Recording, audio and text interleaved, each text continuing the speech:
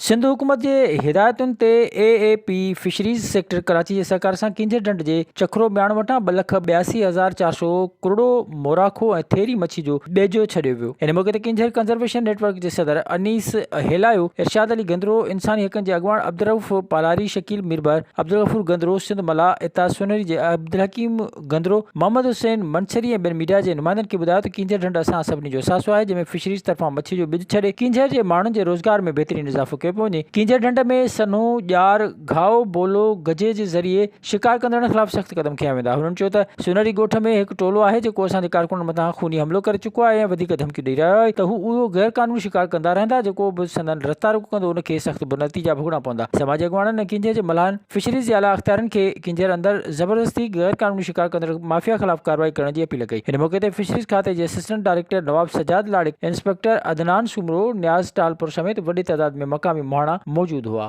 Visit कयो अवामी आवाज़ मीडिया ग्रुप जी वेबसाइट awamiawaz.pk।